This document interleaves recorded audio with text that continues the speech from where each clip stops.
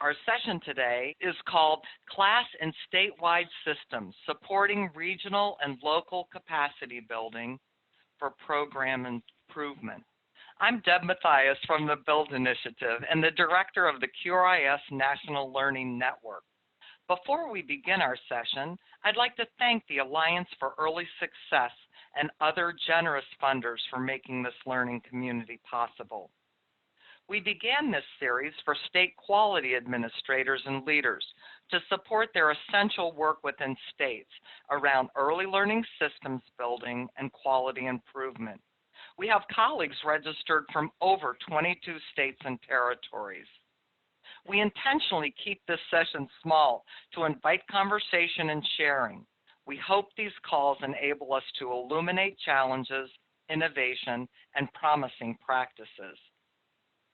For this session, we asked you to give us some ideas up front about what you were interested in hearing about. And we received a lot of input from folks from wanting a basic understanding for using the CLASS and how we're using national scoring data, learning more about how California and Florida specifically were using the CLASS in their states, and how states are implementing CLASS alongside other tools, and how we're working to use observational assessment tools for improvement. States have used observational assessments to understand, with a reliable measure, the quality level of programs within the state. As we're working to move beyond participation as a goal to supporting program improvement, the use of observational assessment data as a source of evidence for programs to use in their improvement work has become a more imperative goal, and states are seeking to deepen their strategies in this area. Some states hold classroom observational assessment tools as part of the quality rating or assessment, part of the quote-unquote R, quality rating improvement. But a variety of tools available a larger variety of tools are becoming available in the I space, the improvement space. So you'll see in some states are using the CLASS observational tool as part of the rating metric as well as part of the improvement metric, and the same thing for a variety of other tools. In January, the quality compendium has been updated for states, and we'll be able to see with newer information how states are using these assessment tools and which tools they're using. So be looking for that notice in January about the revised data being in there. It's been 2 years, so we're very excited about that. So, okay, Jonathan, if you change the slide for me. So here's our agenda for our session today. We're going to start with some introductions, why the CLASS and how the CLASS is used for program improvement, an overview of statewide use of the CLASS, hear a little bit specifically from California and Florida. And we'll have let's talk moments throughout the session, so please enter your questions, ideas, thoughts, examples into the text box, and we'll pull those out when we get to a stopping point. I think we have 3 of them throughout the session today. With that, I'd like to introduce our session contributors. Amy, and I'll start as they will enter and speak to us throughout the program. Amy Cubbage is the Vice President of Policy and Strategy at Teachstone, where she leads the organization's public policy and legal work. Before Teachstone, Amy worked as a National Head Start Fellow for the Federal Administration for Children and Families. She's consulted with early childhood education agencies on a range of topics, taught advocacy and leadership courses at Wheelock College and Eastern Connecticut State University, and has researched and written about early childhood education. Next is Debbie Silverman. From California, she's the education administrator at First 5 California. She's responsible for statewide quality improvement projects such as Quality Counts California's coaching and training quality processes. She's promoted expansion of CLASS expertise statewide, guides workforce development and higher education supports, and works with the Research and Evaluation Office on various projects, specific and statewide evaluation efforts. Next, also from California, we have Elizabeth Blakemore. Elizabeth serves as the Director of Early Learning and Family Support at the El Dorado County Office of Education. She administers the Quality Counts California Region 3 Training and Technical Assistance Hub, El Dorado High Five for Quality program, and the Together We Grow Family Engagement program and Child Abuse Prevention program. Melissa Whelan is a program specialist for the Orange County Department of Education. She has a long history in early childhood education, including teaching in the classroom and working as a California early childhood mentor teacher and administrator. Currently, she's a QRIS Region 9 program specialist, which supports all regional QRIS work. Next, from Florida, we have Katerina Maroney, and she's the Deputy Director of Programs and Quality and Policy within the Florida Department of Education's Office of Early Learning. Katerina has over 15 years of experience working with early learning programs, with the last 12 years spent in the Office of Early Learning, focused on policy development and implementation of the School Readiness Program and the Federal Child Care Development Block Grant. And Trika Morgan is the Professional Development Initiatives at the Florida Department of Education's Office of Early Learning. She collaborates with partnering state agencies, early learning coalitions, higher education faculty, community agencies, and early care and education practitioners to achieve the vision of every child entering kindergarten ready to learn and ready to succeed. And Trika has over 20 years of professional experience in early childhood settings. Next, we have Penny Norton, and she's the Government Operations Consultant 3, School Readiness Regional Facilitator at the Florida Office of Early Learning. Currently, Penny's the project lead for a new statewide system of program assessments and continuous quality improvement activities for the school readiness providers. And finally, Lindsay Carson. She's the Chief Executive Officer of the Early Learning Coalition of Pinellas County, which serves over 15,000 children annually. She's a hands-on nonprofit executive and early educator known for research-based decisions and efficient operational management, and has 20 years of experience in early childhood. With all these amazing session sparks to talk to, I'd like to quickly turn it over to Amy. Take it away, Amy. Thank you so much, Debbie, and thank you, Jonathan. It's wonderful to be here with you all, and thank you for that warm introduction.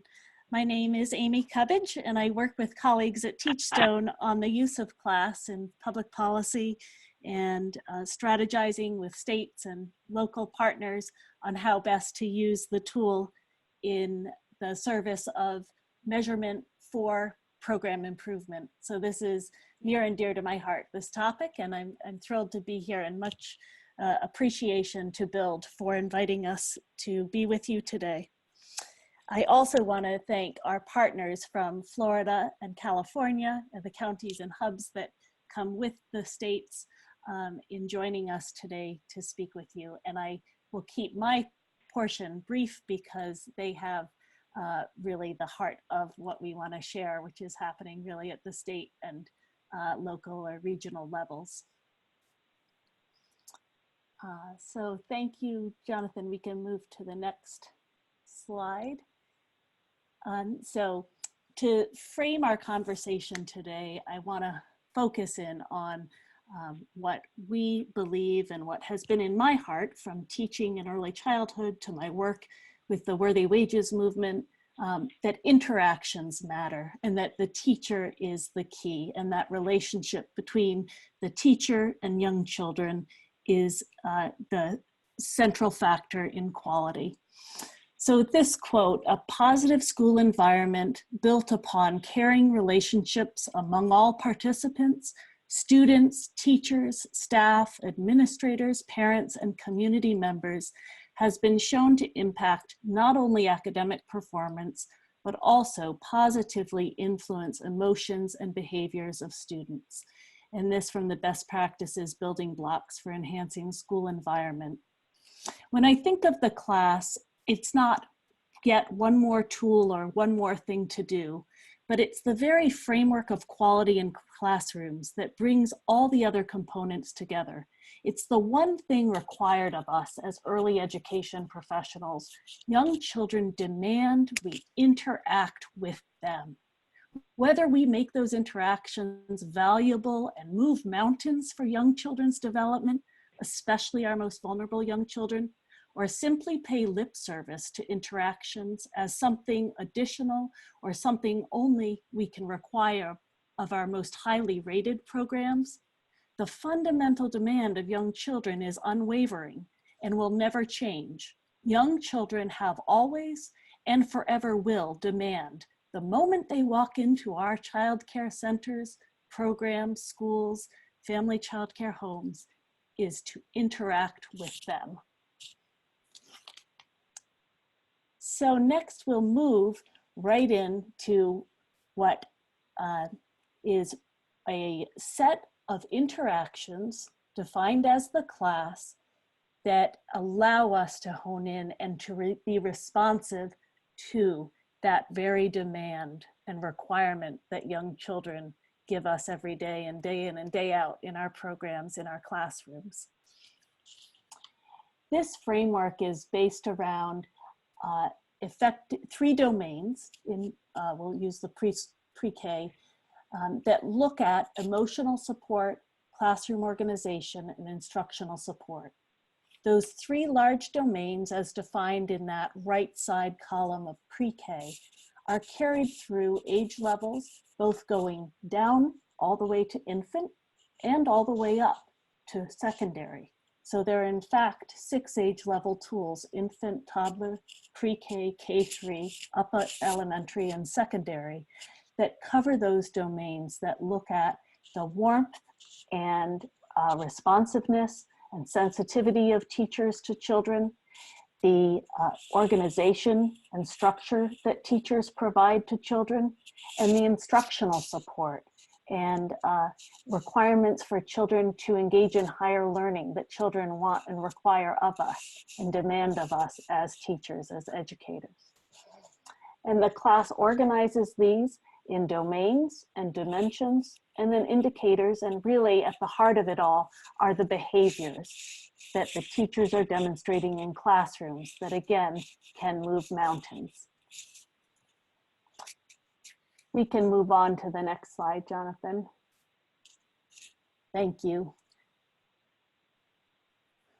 So over 200 research studies back up this framework that has been developed over the years, and I was part of one of the original professional development research studies, and I come from Hartford, Connecticut area, and that was a study site, as well as in Providence, Rhode Island. And over 200 research studies, including those, have shown that students in classrooms with more effective teacher-child interactions as measured by the class have better academic and social outcomes. They have better performance with math, reduced problem behaviors and social emotional learning, cognitive gains, better working memory, improved inhibitory control, stronger cognitive flexibility, and an increase in the overall positive feeling about school, about classrooms, and about their teachers, and positive classroom engagement. So we use the tool really always to measure, but only in service of improvement, so that we always want to be pairing that. And I loved how you framed that, Debbie. in talking about the need to forever be looking at that I, that we can get caught up in the R, in the rating, but that the class was very much developed knowing we must codify and determine how to measure this core and most essential feature of quality, but only in service of improving it. Okay, thank you, Jonathan. A more focused research study that I want to highlight of those many that have been done with the class is a recent one with Dallas Independent School District, Dallas ISD. And this slide demonstrates or displays the data from that. And schools throughout the country are working with the class in local communities. But here in Dallas, Texas, in the study done here with our partners at SMU, it was found that children who experienced effective teacher-child interactions had a classroom that was rated higher on the class from pre-K through 3rd grade, were almost 3 times as likely to be on track by the end of 1st grade compared to those who did not have these experiences. And you can see here that if it changes, if you've had as a child a strong pre-K classroom, strong in the effective interactions, strong at 1st grade and strong at 2nd grade, how a child's outcomes are improved.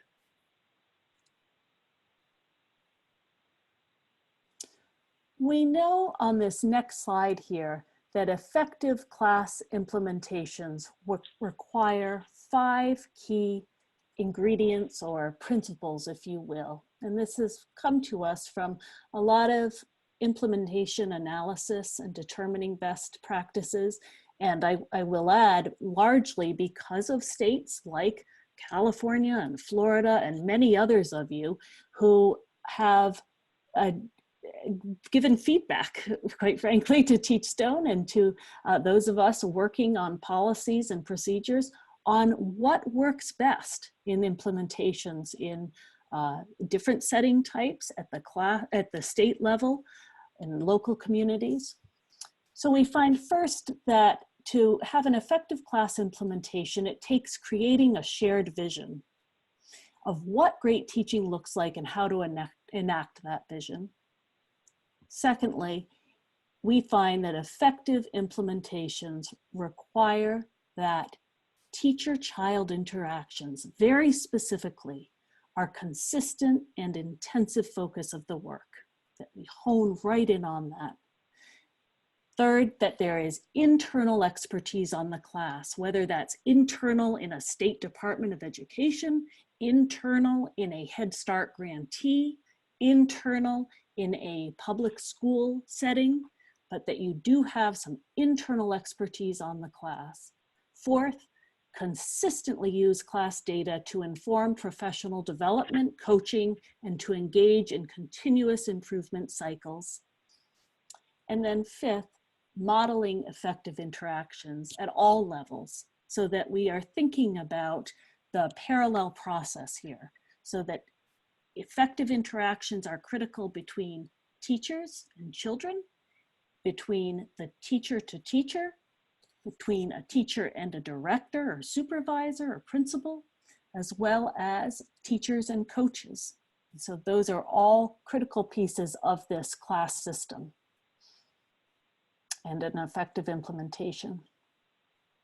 So next, I want to touch on quickly the class in statewide improvement, and that we are currently working in 23 states or so on the QRIS. And I say or so because some states will use the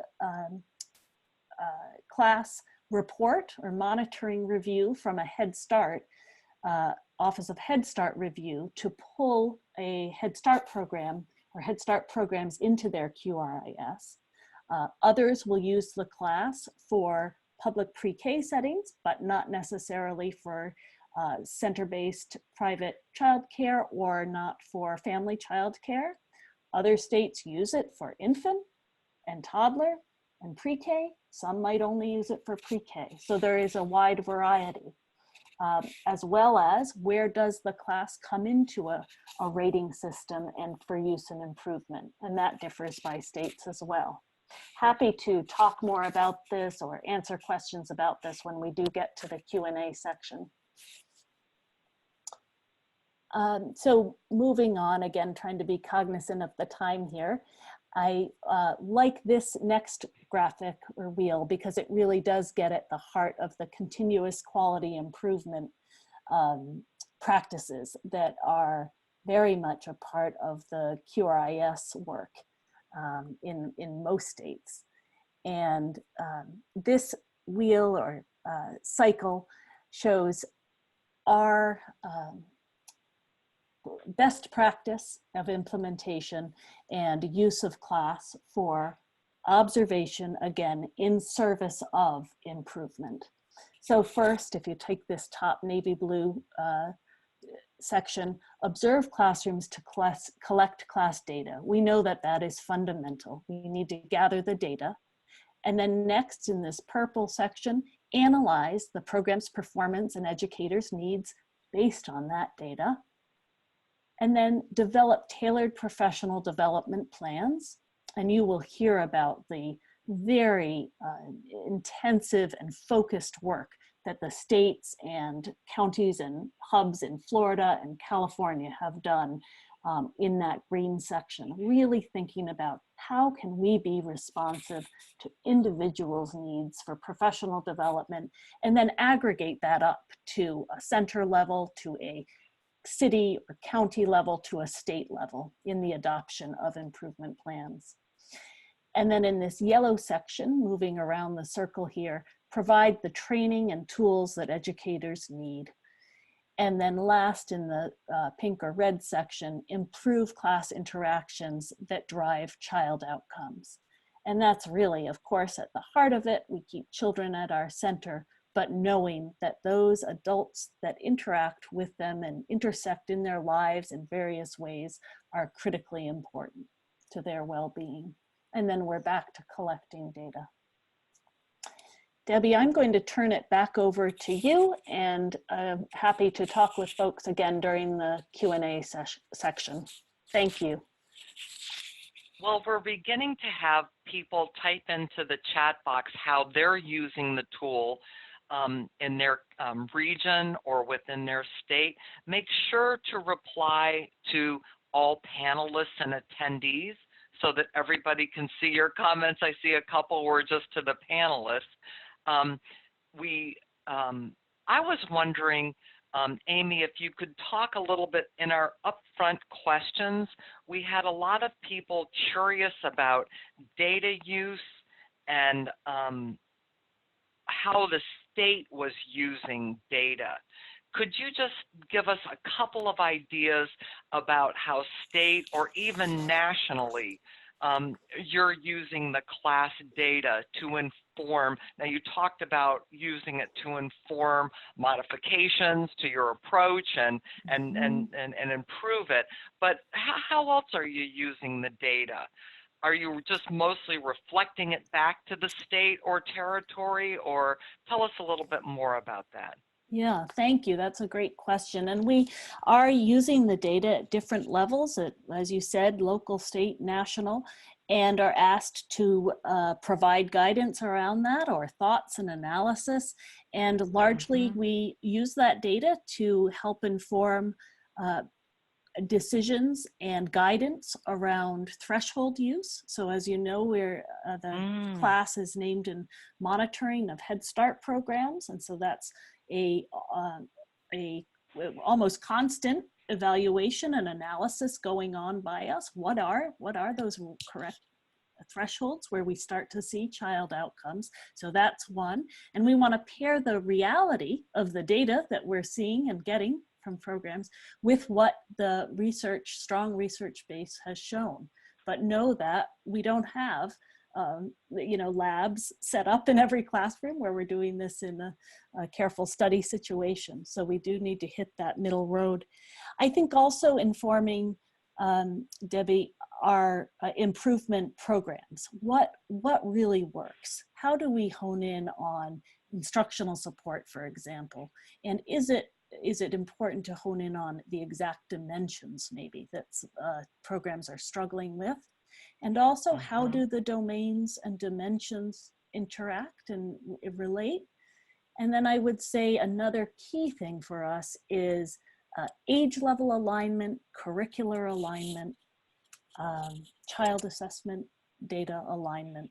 So working on providing tools and supports with that class data to inform the implementation of curriculum in strong ways and support that implementation. You talked a little bit about not only the ages moving up through high school, so that alignment of the tool throughout the different ages that the state is interested in looking at with the tool and providing supports to. And you talked a little bit just in your last comment about Head Start. And I know that this is a tool that's been used in state pre-Ks, in childcare, in Head Start. Can you tell us a little bit about the use of the tool in family childcare and how it speaks to inclusion or children with disabilities? How, what kind of results and how's the use in those settings? Sure, yes. We are, yes, as you said, used in Head Start and childcare, public pre-K settings. Like to think of the tool as being agnostic, and in general, we've found good results with that. And so it has worked in inclusive settings in serving children in programs serving children with special needs. We are coming to a strong belief and a recommendation and making this more explicit, that we do understand the importance of observers knowing the context, knowing the community and the program in which they are going to be observing to help inform them, whether that is around how many children there may be dual language learners, how many children are on an IEP, and so knowing that setting and your classroom that you're going to be observing in is important, and you're coaching in if you're using it for coaching. And in family childcare, we are about to release a new considerations of the class in family childcare doc, as well as new protocol that no longer makes a one size fits all, if you will, recommendation of the class in family childcare, where we used to say, have observers trained on all the age levels in which they will be observing in a family childcare setting. But rather, that's one approach, and you can alternate age levels during an observation, but it's also worked very well where programs or systems have implemented the class using the majority age. Or in fact, in Georgia, we have research done and showing a valid use of the class in family childcare using just toddler. So we have that coming out within weeks, and I'll be sure to get that to you to share with everybody. Oh, that's great. And you started to tread in this area, the cultural sensitivity and the ability to use it with the tool in diverse language settings and so forth. And I think you struck on something that I've thought, which is that it's how culturally comfortable is the person using the tool in the classroom is an important key, right, to the sensitivity of the tool in diverse settings, right? Absolutely, yes. And paying attention to how many class observers are trained in specific areas of the country and in communities. Are there class observers who are certified observers, and have they had access to class observation training in tribal communities where it may be used? And how do we train observers to have cultural sensitivity and understanding that the class, we repeatedly say this, and yet have we been explicit enough about it in writing and in guidance that you the behaviors are not a checklist, that in fact you may see other ways of effective interactions in classrooms that aren't named specifically in the manual. And again, while we say it, it needs to be, we realize, more explicit. So we've written about that in our comments to the Office of Head Start, and are exploring ways that other users of the class have started to think about that, and partnered with them to explore ways of providing some cultural sensitivity training to observers that is part of a observation training or part of other PD approaches. Well, thank you so much for those clarifications and additional information. And now, without further ado, we'd like to turn it over to California, and I'll hand it off to my colleague, Debbie Silverman. Well, good morning and happy Tuesday. So you can turn the next slide, please. And the next one. I have been involved with Teachstone and the CLASS tool for quite some time, both personally and professionally. Moved to the state and continued this work at an even deeper level. But California itself has been, had a relationship with the CLASS tool for about a decade now. We began our relationship with Teachstone and the CLASS tool when California and First Five California actually revisioned its statewide professional development stipend program for early educators. The program, which we called CARES Plus, had as its main objective to improve both the quality of early learning programs and ultimately young children's learning and development outcomes. The program focused on early educators' practice and the effectiveness and quality of their interactions with children ages 0 to 5. Now, for those of you who have been with the CLASS tool as long as I have, you may remember that back in 2008, 9, 10, really what was available and validated and available for professional development was the pre-K CLASS tool. And it was at that time where they were then launching the toddler and infant tools in subsequent years.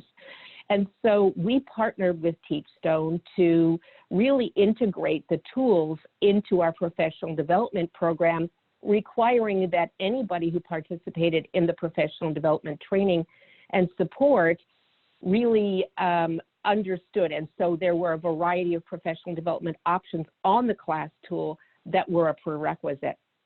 And then in 2011, when California won its Race to the Top Early Learning Challenge grant, CLASS became even more important. By 2013, when we finally agreed on a rating matrix that we would implement statewide, then it included the CLASS as a rated element. And so First Five California expanded its investment with Teachstone and its support of CLASS tool by funding regional trainings to build CLASS observer capacity statewide. Now, at this time, there were only about 13 counties in California that were participating in Race to the Top, but in those 13 counties, we worked to build that capacity, not only to build trainers who could then continue and sustain the work, but observers who were reliable. So we also funded calibration and worked closely with Teachstone to think about how the supports could be individualized to the county needs. In 2015, with the Race to the Top Early Learning Challenge grant funding sort of diminishing, or we could see the light at the end of the tunnel there, First Five California Commission authorized $190 million over 5 years to expand the quality rating and improvement system statewide. At the same time, the California Department of Education also started its QRIS grant funding for the block grant funded programs, and that funding has been growing over time. But during this time. In 2015, in collaboration with the CDE, we managed to grow county participation from the 13 Race to the Top counties to all 58 counties in California. And I'm going to say that again, every single county in California is participating in this voluntary implementation of quality rating and improvement systems. So California's investment included in 2016 the establishment of 10 regional training and technical assistance hubs. And you can turn the slide, please. These hubs were designed to coordinate activities across a geographic region, support capacity building of counties that were new and establishing a local QRIS, spearhead data system and training efficiencies, and promote counties within and across regions to learn from one another. This goes back to the information on the slide that Amy shared with us, which was the idea that there are those 5 tenets that we really look to as key to implementing our regional work, that we look to the regions to create that shared vision of what it looks like, but not from a county perspective, from a regional perspective, because from a regional perspective, then you can get these economies of scale. Who's got the capacity and who needs the capacity, and how could that shared learning take place? So it became, as their second tenet, that they wanted to be a consistent and intensive focus of work, not only within counties, but across the region. We have some counties who had no capacity whatsoever. So rather than having them reinvent the wheel, perhaps they didn't have enough funding to have a trainer at all. So that's where the regional focus came in, is how could that shared learning take place? We were building this internal expertise within the region, and within that region, the regions helped counties build consistency. That was a regional responsibility, and model effective interactions at all levels. We have that expertise across the regions, at the state level, and now at various levels of the county. Could you turn the next slide, please? So because First 5 California allocated a given amount of funding for each region, which was divided based on the number of early learning settings that were participating in the local QRISs, because we allocated funding rather than giving the funding directly to the region, the counties really fondly refer to the allocation as the Teachstone credit card. So First 5 California held the contract with Teachstone, negotiated the pricing, and the counties with their regional hub lead negotiated the types of activities with a designated person at Teachstone. Teachstone was really instrumental in collaborating with the regions to help them to do a needs assessment. And the needs assessment was based on that wheel that Amy shared with you, really thinking about where is the capacity, where do we need capacity. But at the end of the day, it was intended to develop a regional plan to build regional capacity, because we know that regional capacity is what is sustainable. So again, as I said, if one county said perhaps that they wanted to do one type of training, then we would go back to them and say, well, how does that training in that county build the region's capacity to continue and influence regional class implementation? And it may very well be that that county was going to then turn around and train the rest of the region in a train the trainer kind of fashion. But the idea being that it was not intended to divide the funding between the counties in the region, but rather to think from a geographic perspective, how to build everyone's strengths and fill in gaps that could then benefit the long-term sustainability. So we limited the types of things that region could spend the funding on to these things that you see on the slide. Again, it was because we know that Teachstone has many, many resources, and they're developing new resources every day. But what we wanted to do is build that expertise within the region to sort of stand on your own 2 feet and build something that is sustainable without the level of funding that we had put into it. Next slide, please. And in addition, we actually focused on building the coaching capacity. So again, we partnered with Teachstone to develop a coaching certification program, very similar to the My Teaching Partner, where you may for those of you who know My Teaching Partner, it's where a specialist goes in and works with an educator to build their understanding of capacity to sort of self-reflect using the CLASS tool as a guide. We collaborated with Teachstone and supported the development of a coaching program that was geared to coaches who work with classroom teachers and early learning settings, family child care staff, administrators, and actually other coaches. So the idea was that, again, using the CLASS tool as a guide and a baseline to support effective adult interactions. So similar to My Teaching Partner, coaches would submit videos and work with a CLASS specialist to build their effective interactions. The program spanned over 2 years, 9 months each year. And the coaches that participated found it to be incredibly helpful. So that's First Five California's perspective. Again, doing this all in partnership with the California Department of Education and Teachstone. And with that, I'd like to turn it over to our county partners, next slide, who are going to tell you about how this worked from the regional and local perspectives. Elizabeth Blakemore and Melissa Wheelenhand. These are 2 of our regional leads, and you can see how they really cover a lot of counties in California. Next slide. Elizabeth Blakemore, take it away. Okay, thank you, Debbie.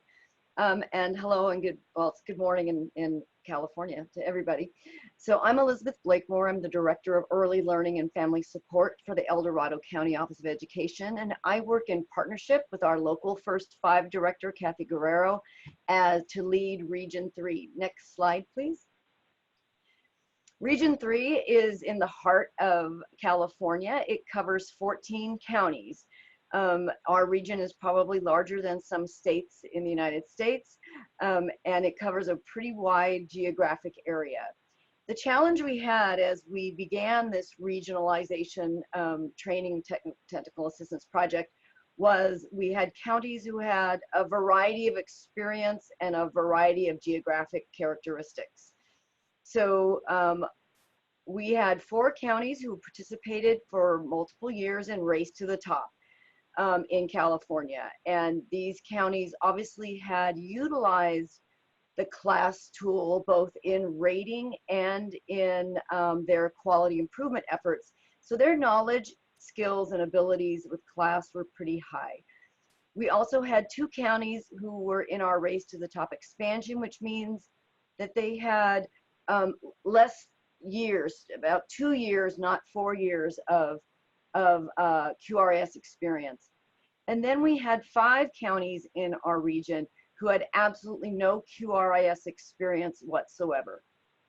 So another aspect of challenge we had to regionalize our work was we had quite a diverse group of counties. So in Region 3, we have a couple counties who are primarily urban counties, very large populations, counties such as San Joaquin County, Sacramento County, and Placer County. We have a couple counties who are more, we would classify as suburban, who have low population densities, a higher percentage of family child care, things of that nature. And then we have 10 of our counties are what we would classify as rural communities. Communities with small population centers and very large geographic areas to serve. If they had centers, those centers are single classroom centers. So they don't have a lot of staff. They're challenged in both fiscal resources as well as human resources to build their QRIS capacity. So we kind of looked at those challenges and challenged ourselves to figure out a plan to build all 14 counties' knowledge, skills, and capacity and address each of their needs. So I'd like to turn the slide, please.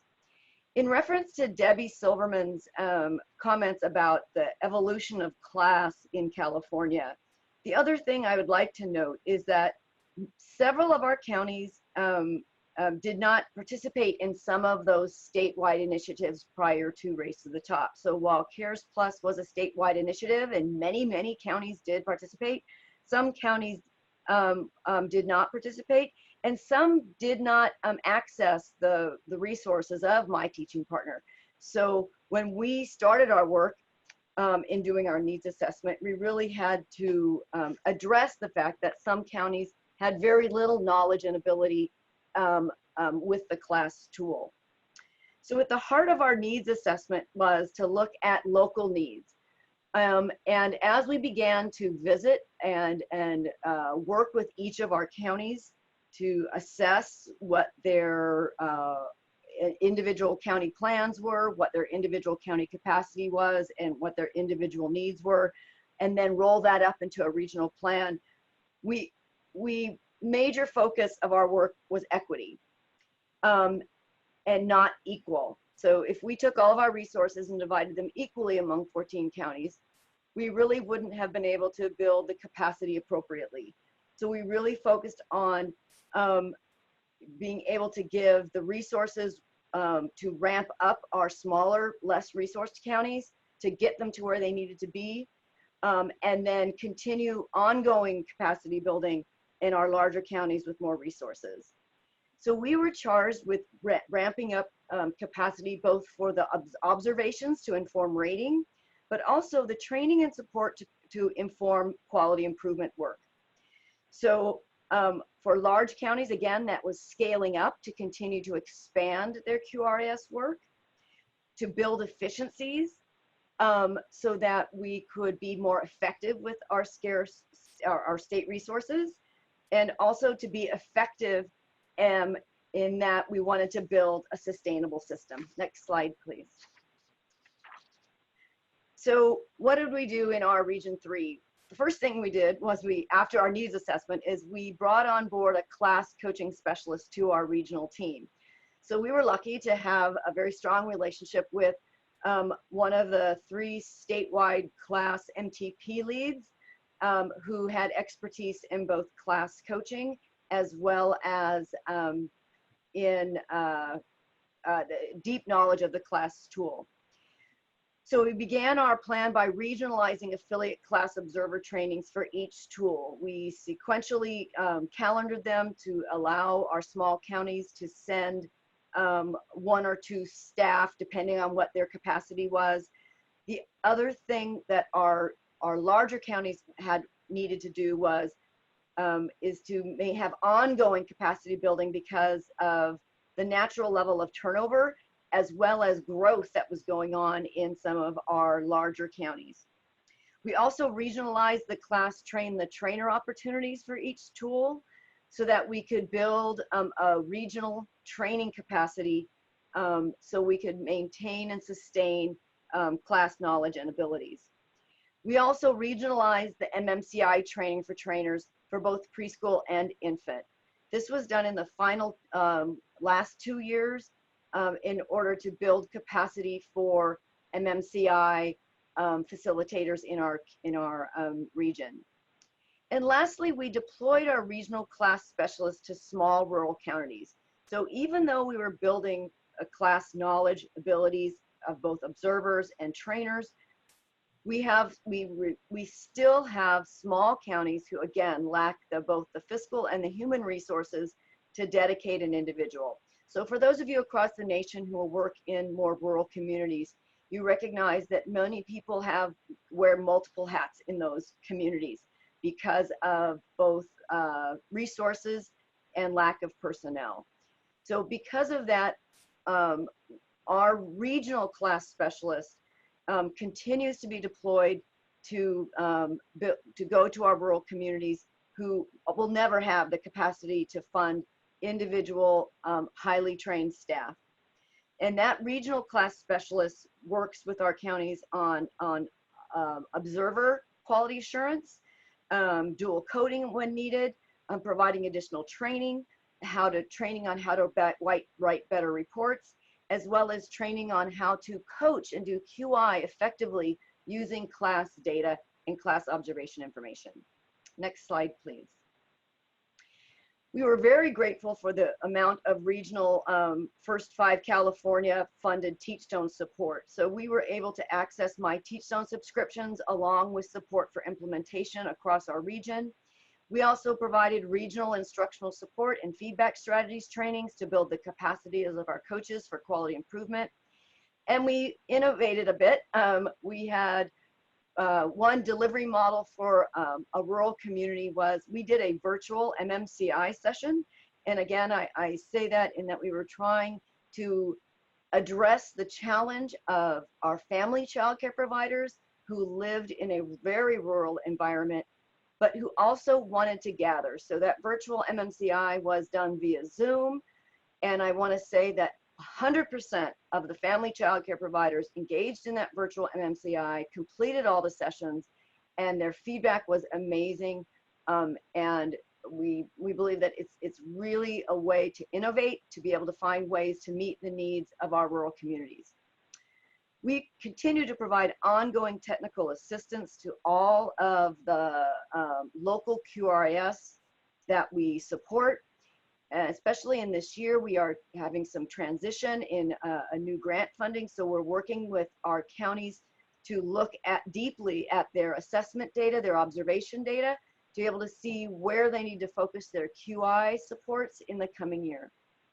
We also have a coach community of practice that we do in our region, which is a virtual community of practice that brings coaches together to address issues, to continue learning from each other, and to learning new skills and abilities. And that is facilitated by our regional CLASS specialist, coach specialist. Next slide, please. So after 3 years of expansion, in the last 3 years, 2016 to 2019, we've had about a 40% increase in QRIS teachers needing support. So as our state voluntary system grew, we have to ramp up and build capacity to support many new teachers and many new classrooms. We have to, and we're charged really with looking at innovative ways to both be effective and efficient with our state resources and focus on that quality improvement while sustaining the rating improvements as well. So it just, by working with our regions and building their capacities, we are working to help them increase their number of observers to maintain their QRIS and to grow their QRIS, as well as improve their quality improvement. Next slide, please. So after 3 years of our CLASS Teachstone First 5 California investments, I'd like to say that we've really built our capacity in Region 3 overall. So some of the biggest changes we've had is we've literally tripled our number of observers. We've grown our number of trainers to help sustain and move our work forward. We've grown our MMCI facilitators from year one we had to 21 in year 3. We've been able to expand our participation in MMCI to 215 participants in year 3. And I know these trends will continue to grow as we look to expand our QRIS and really dig deeper in using data to inform our quality improvement efforts. Next slide. I'd like to now turn it over to my colleague, Melissa Wheelahan, who is leads Region 9. Thank you, Elizabeth. Thanks. So my name is Melissa. I work for Orange County Department of Ed, and I am the Region 9 handles all of our QRIS work in Region 9. And even though when you look at a map and you say Orange County looks so small compared to San Bernardino, Riverside, and Imperial, we probably have as many children, if not more, than some of those counties. So we're pretty compacted. Next slide, please. So I'm going to share with you a little bit of our local journey and our regional journey. We were one of the original counties that participated in the Race to the Top Early Learning Challenge. And during that time, we decided we were going to build our QRIS staff capacity.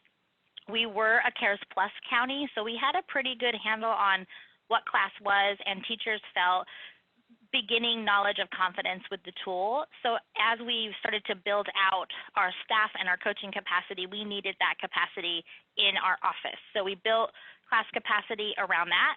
We coached every single classroom using the CLASS tool. It was our coaching model.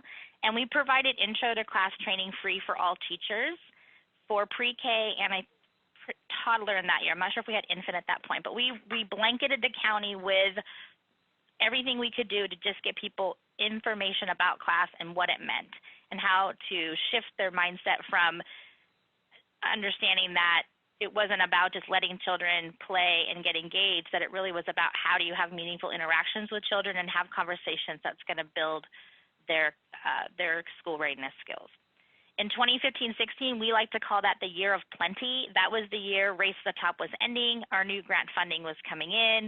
We had a year of just let's get our grant money spent, and so what are the things that we're going to do?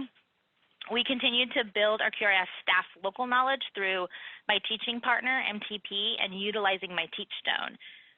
We continued coaching all of our classrooms with an option for my teaching partner in person or virtual coaching with them. And we gave all teachers access to my Teachstone. So this was our year of let's really make sure every teacher is ready to go, because we were going to have a shift in funding, and we weren't sure what that next year was going to look like, how was the funding going to play out, and so we needed to kind of have a plan, and that was our basic plan. Next slide, please. So in 16-17, we moved to a fee-for-service model at our office, and everybody had to purchase services that they needed. So we didn't have a lot of funding to go out and coach every single classroom. We had a select few coaches that got trained in MMCI, making the most of classroom interactions. We had some fee-for-service that people could purchase for technical assistance, and we continued to train all teachers in class. And this was really a learning year for us. We saw a drop in our class assessment scores, except for agencies that had purchased fee-for-service, either coaching or training. We saw that my Teachstone usage was low, which we only offered for access and no follow-up. And we noticed as an internal staff that our coaching strategies really carried over from my teaching partner with writing prompts and being able to have reflective conversation, really became general skill set for us. But we knew that we needed to do something. And so, like some people, all best ideas are come when you wake up at 1 o'clock in the morning. So next slide. One morning I woke up and thought, what would it look like if every single person in our county had a lead person at their agency that could have the knowledge that we had at our staff? So we began crafting our class pathway to support agency leads with class quality improvement. And some of the questions we asked were, are we spending our funds in the right tools? We had this amazing Teachstone credit card, which we loved that, and we wanted to make sure that we were really utilizing that money for a local and now a regional approach, because we were shifting into this regional area where we needed to bring on our other 3 counties that had not done QRIS and didn't have as much class knowledge. So are participants using the right tool? Are we spending funds to respond to immediate needs versus shifting ownership? So we really wanted to always be thinking, if all money ever went away, how would we sustain to absorb another shift in funding? Next slide.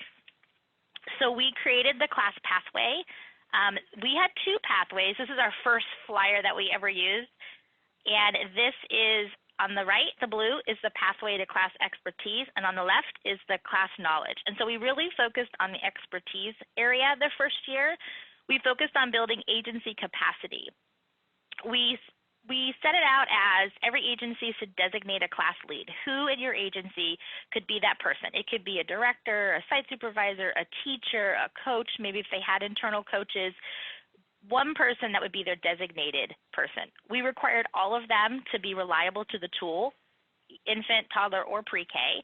And Teachstone worked with us to create a How to Use My Teachstone webinar. And so we trained everybody in My Teachstone and then had a webinar that they had to take to make sure that they really were understanding. And then they joined the Class Lead Community of Practice. One of the things I think we do really well in Orange County and in Region 9 is community of practice. We had been trained in community of practice, and we really knew the value of bringing people together to share ideas. So we created our class agency community of practice. People could choose whatever pathway they wanted. We had 4 different pathways. Are you going to use your knowledge to do assessments? Are you going to use your knowledge to provide coaching? Are you going to use your knowledge for professional development? Or are you ready to be an affiliate trainer? We took some of our larger agencies that had multiple sites, and we trained those agency leads to be train the trainers right off the top so that they could handle that big group of people, and we could then focus on all the other agencies. We met every month as a community of practice for administrators. We've been meeting since 2017. We also included our regional hub class leads. So each county, Riverside, Imperial, and San Bernardino, designated their own class expert, and that person came alongside me and shadowed how we did this so that they could then create their own pathway in their county. And we provided technical assistance. So any technical assistance that anybody in our other counties needed, we provided that. We had Teachstone come out. We shared this with them. We were super excited. We vetted it all through them, and we were off and running. Next slide. So that was 2017 to 19. And this current year, what we're doing, some of the other things on 2017-19 is that we ended up seeing that there was an improvement in interactions, and we're working on collecting all of that data now, really looking at the last 3 years. This year we made a big shift. Last year we started talking to administrators and said, what is it that you really want to know? What is it that you feel you need more support with? And they were very honest that sometimes it takes a lot of time and that they were feeling sometimes stressed to like get in there and do an assessment and do these things. So we decided that this year we would focus on administrators but shift all of our focus also to teachers. So this year we've moved to supporting agency leads, really supporting their own staff. So we have a class community of practice just for administrators. That's just for those directors and site supervisors. All of those people have been part of our pathway for the last 3 years, and they have committed to doing on the ground, in the classroom, work with those teachers. We hired 4 short-term employees to run communities of practice. So we hired 4 people who were in that community of practice to then create communities of practice for teachers. So we have about 80 teachers right now attending 4 different communities of practice and 40 administrators attending our communities of practice. We embedded this into our other regional work, so our regional leads also can attend these. And then we created some trainings to support adult-child interactions. We talk about how to use the materials in your classroom. We talk about how to get ready for your visit. A lot of times teachers are like, I'm going to have an assessment. I don't know what to do. So we talk about how do you get ready. And then we decided we were going to teach them how to read their scores. Sometimes the coach can't get out there at an appropriate time, and teachers are wanting to look at their scores, and we want them to understand that it's not about the scores, it's about the improvement, but we know that the scores are important to them, and they want to be able to understand them. And if they have a director who doesn't have that depth of knowledge, they're not going to be able to explain that as well, and how all of the dimensions fit together. So if you're lower in one area, there's a trigger in another area, and we really want them to understand that so they can create quality improvement plans for themselves. So we're also continuing our technical assistance. So any of our programs that are part of QRIS, they receive a class technical assistance visit. We go out there, we do a spot check in the classroom. We're in there for about 40 minutes. We meet with the teacher, and they receive that for free. If we have a program that's part of our preschool block grant money, they can purchase technical assistance, and it's probably one of the most sought after thing. We're pretty busy. We have 4 people who go out and do technical assistance. And then I currently work with our regional hub right now. We're in some shift in California. We're going to be shifting some regions, and so we really want to make sure that our current region structure, that they are supported. So this year we're doing some training alongside them to prepare them for being self-sufficient. And in the end of that, we ended up with, we have about 58 trainers, and we have 18 MMCI. MMCI has really taken off in our counties, and it has become a coaching model for one of our counties, Riverside. They use that specifically for their coaching model. And we also have done last year, and we'll continue to do this year, sometimes, like Elizabeth said, they have some rural areas. We have some counties and some regions in California that don't have enough people to send to a training. So when we have a train the trainer, we'll actually reach out to all of our regions in California and say, hey, Orange County is hosting this training. We have space. Who wants to come? So not only do we in California support our internal regions, but our regional leads throughout all 10 regions work really well together to support each other in this work, because we really believe that it's important and that child interactions matter.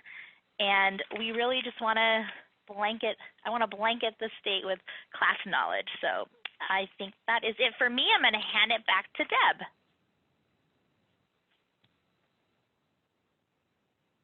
Thank you. That's great. I see a question in the chat box that, Melissa, I'd like to turn you to typing and answering that question about incentives to get administrators to attend. But without further ado, I'd like to turn the program over to Florida to make sure that we can hear how Florida is implementing this. And before I do, I want to say that we have a follow-up webinar about the use of CLASS in Louisiana through third grade, from birth to third grade, coming on January 7th. And we also have a discussion about the use of the ERS for continuous quality improvement in early February. That's titled More Than a Score, Piloting Implementing a New CQI Coaching Framework with the Environment Rating Scales. It's the new initiative called Learners, Learn ERS, in the and that'll be in February. So we're really trying to look at these tools and think about how are states using them and deploying them to improve the quality of services and outcomes for children. And now I'd like to turn it over to Florida to hear some more detail about the implementation of the CLASS in that state. Good afternoon. Trika and Penny, yeah. Yes, we're here. Good afternoon. Good. So Jonathan, you can go ahead to the first slide. So I want to tell you a little bit about our service delivery model in Florida. Florida has 67 counties, and our service delivery model is that we have 30 early learning coalitions that implement our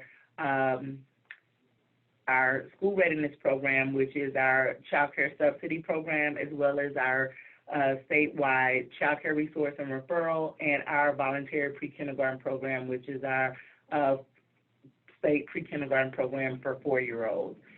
We are the state administrators for our child care development block grants, and our 30 coalitions implement those programs for us regionally throughout the state.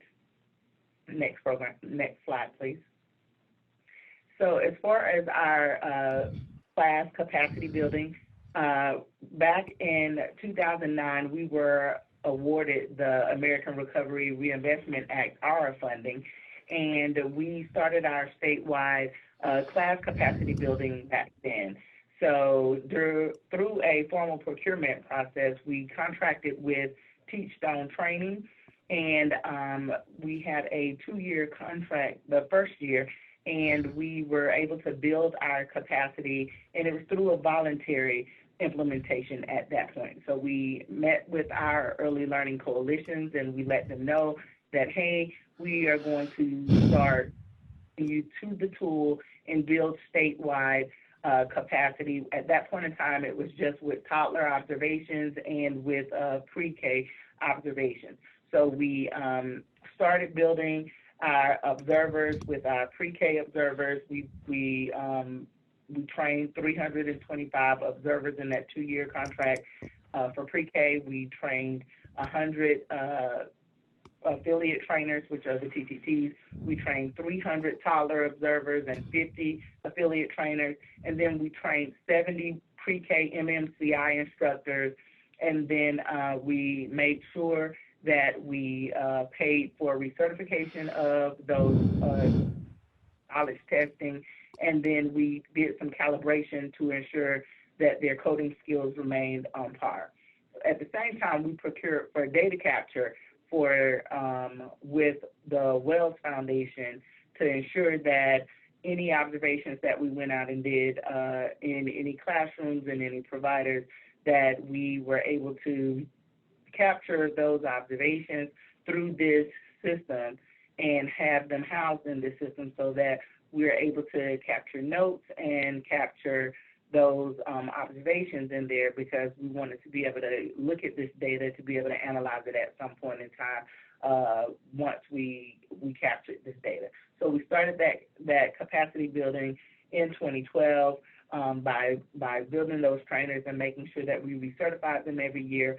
And again, this was voluntary, and we were making sure that we had buy-in and just started getting the state familiar with the tool. We're very proud of that because there was no high stakes that was attached to that.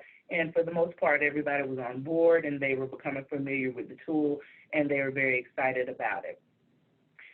During that same time, when we introduced the Making the Most of Classroom Interactions, the teachers, we were finding out that teachers were enjoying the training once they were attending the MMCI, and we were getting a lot of good feedback from the teachers with that. Next slide, please. So after that contract ended, we reprocured and then got a 3-year contract with Teachstone to continue our capacity building, and that contract was from 2014 to 2017.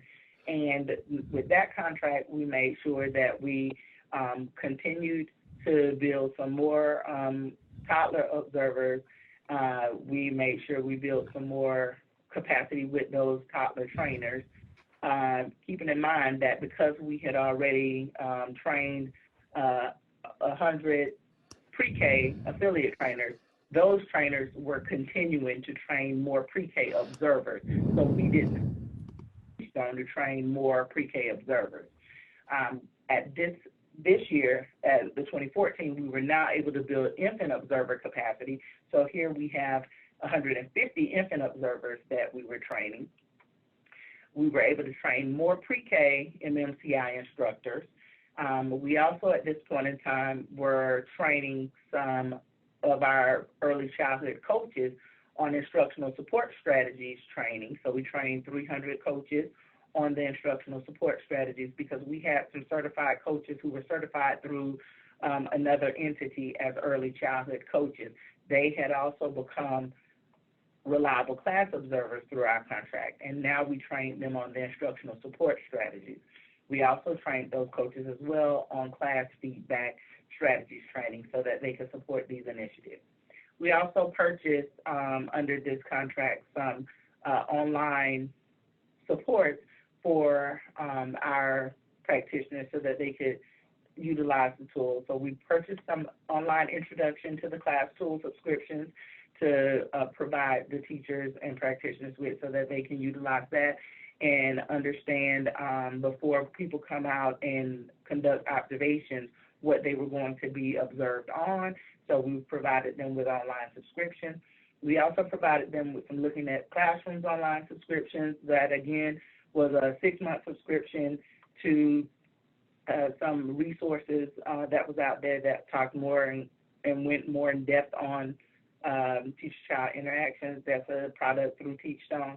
We provided them with complete video library subscriptions that gave exemplar videos to infant, toddler, and the pre-K exemplar videos, as well as providing online recertification to all 3 tools to everyone that we certified, knowledge testing for trainers that we have certified, provide recertification for the MMCI instructors that we certified, and then we provide calibration services for all observers that we certified as well. Next slide, please.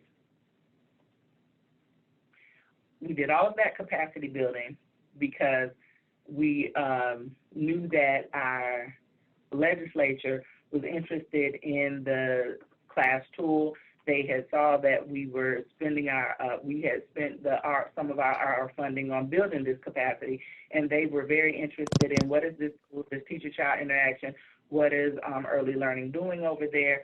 And so in 2014, the legislature created the Early Learning Performance Funding Pilot Project and directed OEL to organize a work group of early learning stakeholders to provide input on the design of a pay-for-performance initiative. And so the project used the classroom assessment scoring system to measure the quality of teacher-child interaction, since we had already built significant capacity and wanted to use that as a measure in this early learning performance funding project. So we decided that we would use this tool. With that being said, my colleague Penny Norton is going to step in and begin talking about the pilot project and then our statewide implementation of program assessment. Thank you, Antrika. I just wanted to start out with, we had 5 years of the Early Learning Performance Funding Project to get our feet wet, so to speak, before some very important legislation came down for us in 2018. Part of our Early Learning Performance Funding Project, which was using CLASS composites, was evaluated and in both a qualitative and a quantitative methods, and the analysis of the impact of interventions, and that included the teacher and directors who were, as well as the ELC's perspectives of what the impact of this project meant to them over the 5 years. And I'm gonna just let you read that for yourself. That's a testimony from a child care provider. They talked about in there, because it's a little bit long, but she felt like there was such a significant difference over the course of the project for her teachers that she felt like it was a very valuable thing, and that the teachers actually improved their literacy as well as the children in the classroom. So being able to speak the language, so to speak, of class was very beneficial to them. Jonathan, if you would advance. These are the results from 17-18 project results, and I'll talk a little bit about the design in a second, but we looked at 4 basic questions that we wanted to analyze, which was the impact on teacher-child interactions of the project, the impact on teacher knowledge, on direct child outcomes, and on stakeholder successes with the year 4, which was the next to last year. And you can see the research there is that the project had an overall positive impact on class scores with 16% growth across all the class domains. There was significantly improved teacher practice in pre-K instructional support for 3 years in a row. And most beneficial were the gains made to the lower quality providers, in some cases as much as 72% in their class scores. We learned an interesting fact in that the higher quality providers in this project were not required to participate in any type of intervention or strategies or anything like that. And they showed no increase in their class scores, or they even dropped in cases. So we just really feel like this influences our knowledge that we need to make sure that all providers stay engaged and stay engaged in some sort of professional development related to class and teacher-child outcomes. We had found on teacher knowledge that making the most of classroom interactions, which was most impactful for improving the teacher practices. And then the second most valuable strategy was coaching, using an approved coaching method and on the instructional support domain. And you can see 21% gains in that. We had a very small sample of child outcomes using teaching strategies gold, and you can see the results there. It had large gains overall in cognitive of about 16%.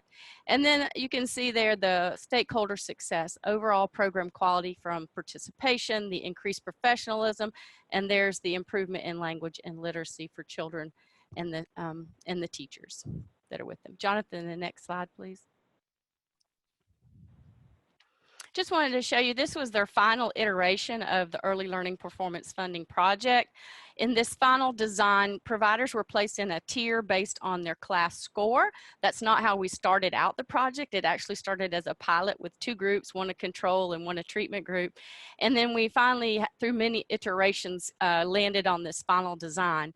And you can see in this design, we included infants, toddlers, and preschools. We use a composite score, which means we observe 50% of all of the classrooms at a provider based according to their care level. So we do 50% of infant, 50% of toddler, and 50% of pre-K. And then we add those dimension scores and average them to come up with the composite score. And then there are differentials paid on top of the provider's regular reimbursement rate. For the higher the class score, the higher the amount of your differential that you get. Also optional is the implementation, or was the implementation, of child assessment. And this was really the foundation for, if you would go to the next slide, Jonathan, this was really the foundation for transformative legislation that was passed by the Florida legislature in 2018. It required program assessments for any school readiness provider serving kindergarten, birth through kindergarten age children, if they wanted to have a contract for school readiness services. Not only did it require program assessments, but it also required child assessments as well as differential payments, all be established by our office.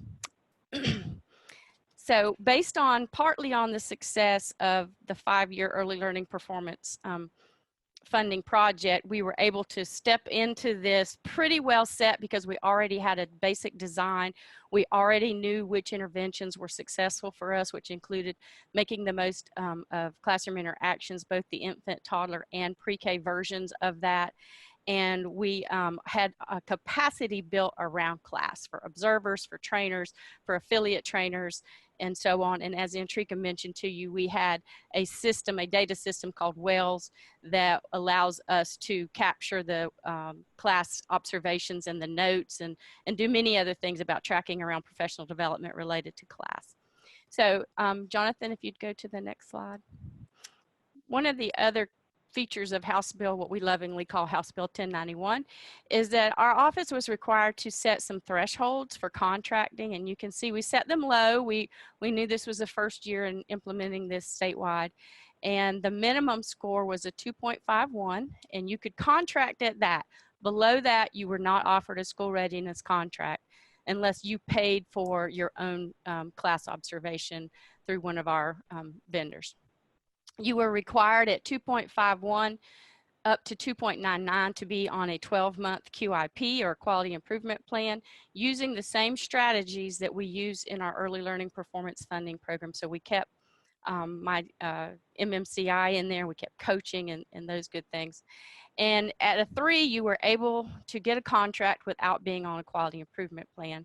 And at a 5, we know that you can have a, you're going to have a little bit laxed approach in that you've established a pretty high score for that, and that you can actually have a biennial program assessment rather than an annual assessment as is required under the legislation. There are certain providers that are exempt, but they can opt in order to receive that differential if they so desire.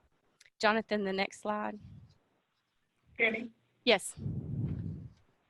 We just want to clarify that with the contract minimum score, if a provider paid to have an additional assessment conducted, they would still need to meet that contract minimum threshold. I just wanted to clarify that. Okay, thank you, Katerina. And then we have, this is the strategy menu. This should look very familiar from the, from the ELPFP project that we had. It's MMCI, it's 2 early childhood training system courses, which are offered through the University of Florida. They are aligned to CLASS. There's progression on the pathway, certified coaching, 20 hours of ISET or OEL approved training, and then an additional coalition approved strategy if it was approved in the coalition's school readiness plan. And we know from that strategy menu that MMCI and the certified coaching by far get the most bang for your buck there. And then if you would go to the next slide, Jonathan. Our office also purchased online subscriptions to My Teachstone from Teachstone, and we made them available to every school readiness practitioner in Florida. They get a login, they have their own account. Administrators have the ability to track and actually put people into cohorts and assign some of the resources to them, and there's a wide array of resources on there, including PDFs, videos, all kinds of tools and things for them to use. Next slide, Jonathan. Another key component of House Bill 1091 is that the legislation required our office to identify tools that providers could voluntarily choose to implement if they wanted to, and they get an additional differential on top of their base reimbursement rate and any rate differential that they would get for their class scores. And again, this is voluntary implementation of that, and you can see our tools that were approved through the procurement process are ATI, or Assessment Technology Incorporated, Core Advantage from High Scope, and Teaching Strategies. If you'd go to the next slide. And then the last piece of House Bill 1091 required our office to establish a set of differential payments. And so that's an outline there. You can see what the differential payments are based on your class score. And then the last piece is the child assessment is a 5% differential on top of that. And then I have one more slide, Jonathan, if you would go to that. I just wanted to share this important information. This was data that we used for contracting purposes starting July 1, and it gives you a breakdown of where our providers scored and the percentage of that. And you can see that we've got about 75% who scored at a 4.0 or above. And we think a lot of that was related to the legwork that we did earlier with the Early Learning Performance Funding Project. I know that was quick, but I wanted to pass it over to Lindsay Carson, who is with the Early Learning Coalition of Pinellas County. Thank you. Good afternoon. Thank you so much, Penny. It has certainly been a team effort getting this rolled out here in Florida. So I'm going to talk just a little bit about how the implementation worked at the local level. You know, looking at state policy and capacity building is one thing, but when the providers are calling you, that's a little bit different sometimes. And so I'm just going to kind of walk through, and if you could pass me to the next slide. So Pinellas County is located right in the middle of Florida, or in the middle of the coast of Florida, rather. We've got Clearwater, St. Pete area, just east of Tampa. And to give you a little bit of landscape, we don't have any registered homes. All of our homes are licensed. We had about 151 that were in the school readiness program, with 282 centers, and school readiness being subsidized childcare, contracted providers for childcare subsidies. About 15% of our providers overall are accredited, and for context and landscape, we served about 8,800 children last year. Next slide, please. So we don't have a quality rating improvement system in Pinellas County. And so when the performance funding project came out, we saw that as a great opportunity to really support our providers on the eye. And that was definitely our focus. So we used that to really amp things up. And as you can see, each year we increased the number of providers that we were working with, but definitely struggled with the attrition. So when you see the attrition there, that's where we've lost teachers. So the performance funding project was designed to do the class assessments, bring professional development work in, and then do another class assessment to see the impact and what would change practice. And one of the great challenges that we faced was around that attrition. However, as I mentioned, we were kind of early adopters as the state goes. So we had some good participation. And in fact, as you can see, with the significant increases in the subsequent years, our local providers who started off with us became our biggest advocate to get other providers to voluntarily join the program, get the class assessments, and start doing the work to improve quality. There was a lot of peer-to-peer recruitment with us, which is important because, as I mentioned, it was a voluntary program. Next slide. So similar to what Penny had shared with you, our improvement strategies were right in alignment with what the state had, but I wanted to walk through them just a little bit. So at its core, the very first thing basically that everybody did was making the most of classroom interactions. We knew that was sort of the foundation. That is the what. needs to happen, right? We had Early Learning Florida, which is online training. We had the professional development pathways, which is our college coursework and formal education. And then we had our ISET training, our locally developed trainings that we had designed specifically to take things to the next level from making the most of classroom interactions. So as our providers were going through the program and they were in their second and third years, my team really identified a need in working with the providers to say, if MMCI tells us what, they needed more on how. And so they took it to the next level, developing raising quality through intentional interactions that provided 20 hours of tactical strategies on how to do it. What does this look like during mealtime? What does this look like during transitions? So that it was better able to implement those initiatives. And then in response, the program was designed so that those providers at the top 2 tiers were not required to take any professional development. And there were some provider advocates who said, hey, if we've gotten to this point, we've arrived, we don't need to keep going to training, just let us do our thing. And you'll see as we move on to the next slide how that worked out. So as you can see from the PFP strategies here, we decided there was not a one-size-fits-all model. Every program, we may have 15 teachers at one school, and they may be at different parts of their professional journey. And so their needs were going to vary both based on their class scores and where they're at from their professional development. And so what we did is designed it so that our providers could have a mix. So what you see are some different combinations. So it may be that in some cases on like the first row, every provider or every teacher at the school did Early Learning Florida. In others, some did Early Learning Florida and some did Making the Most of Classroom Interactions. What we found from those different combinations and the percentages that are shown here just say, did they approve, did they go down, or did their scores change? That's what these numbers indicate for you. And what we found is that Making the Most of Classroom Interactions was definitely at its foundation. So anybody taking any of the other strategies had already taken Making the Most of Classroom Interactions. So that was our foundational level. Next, we really looked at the ISET training, that our QII training, the raising quality, that was sort of our next step encore to MMCI, was hugely effective because it was very tactical. And then from there, the combinations of the ISET training along with formal education, and we leveraged different scholarship programs here to help our teachers advance toward degrees and credentials. The other good combination we had was the Early Learning Florida, the ISET, and the PD, and that just goes to show the varying levels that our teachers were at, and the fact that we were able to accommodate those, I think, helped with the success of those programs because we could meet them where they were. Now, the providers who had no interventions, 79% declined. Their scores went down if they weren't doing anything. And it's not shocking to me that continuous quality improvement requires continuous education.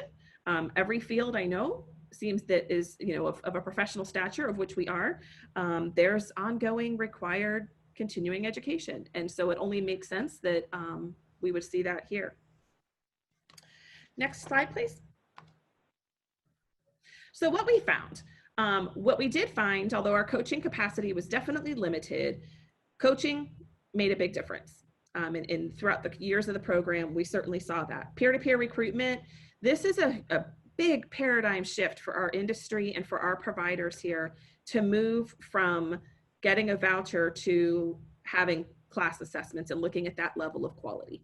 And so getting the buy-in from our local providers that we count on to provide services was really critical. Adding anything to Making the Most of Classroom Interactions, letting that be our foundation and building from there seemed to be, secret sauce. The rolling assessment windows, when we first started the project, all of our class assessments for pre-assessments and post-assessments had to happen during the same time, like a very short window which was an incredibly difficult thing to accomplish when you're just starting out and still building capacity. So as things have evolved, we now have sort of rolling assessment windows based upon when they had their last assessment. So we don't have to try to do them all at one time. And that has really helped us balance out the capacity so that we have an ongoing process for our providers, but our staff are a little more sane in the process. And the stipends, and I apologize because that should say incentive, but stipends and incentive payments are, most of the professional development we did, our teachers got the benefit of receiving some type of financial award for attending. If they completed their 20 hours of training or completed their college coursework, there was some financial incentives in there. The program had incentives built in for the providers, but the teachers, the ones who are giving up their evenings with their families and their Saturdays, you know, coaching soccer or their second job to come in and do the training, we also wanted to make sure that they had some financial benefits as well. So on the challenge front, as I mentioned earlier, the teacher turnover was certainly a concern, and that continues to be something we work through. We also found teachers were just burning out. They may not be, you know, leaving, but there was so much training after the third year, fourth year, 20 hours at a time of trainings that they were a little overwhelmed. The other area we struggled with was around coaching capacity. We know that the training coupled with coaching is certainly the most effective, especially with certified and intentional coaching, but we just really did struggle with that capacity to provide that. With a relationship base, our providers many of them have been in our community for a really long time and have relationships with folks on our team so that they've grown to trust them, but working off of that and having enough capacity to meet their needs was a challenge. Next slide, please. Okay, so all of that research, whether it's performance funding or otherwise, is only valuable to us, I think, if we use that information to change practice. And so what we've done locally is really applied it, thinking about if you think of our pyramid of quality with health and safety at the bottom, then we start looking at class and those interactions. And we've now kind of just said, from a professional development standpoint, at its foundation, once you get through your health and safety training, everybody should have MMCI and our QII. Those are just foundational courses that we can't mandate them yet, but we certainly encourage our providers to do it, and it's beneficial to them because we can show it helps to improve their scores, which in our world in turn increases their revenues with the school readiness program and those rate incentives that OEL shared with you. In addition, coach. Every professional development opportunity that we are offering, everything that we design, we are coupling, if it's not, you know, extensive coaching, at least a few coaching visits, because that seems to really be a key to the success, and it's what our providers are looking for with those demonstrations on how to apply it. Additionally, we have the TEACH program here in Florida that provides college scholarships, recognizing the success of the PD pathways and moving for formal education. We've also expanded our offerings to support those scholarships as well.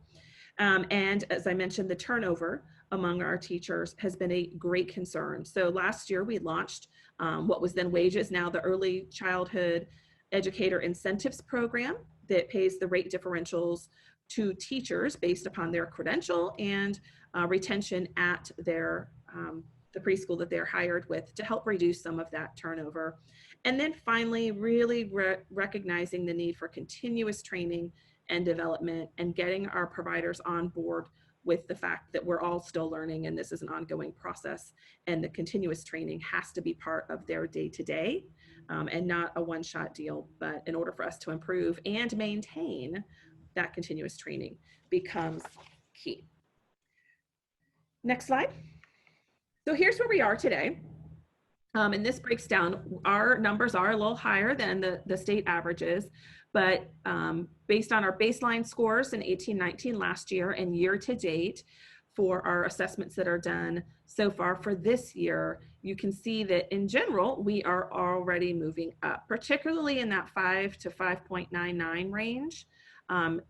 Increasing there, but yet decreasing in those lower ranges. So we feel like what we're doing is working. Our providers are feeling it and they're experiencing it. But we do still have a fair amount of work to do and a long ways to go. So I'll take us to the next slide.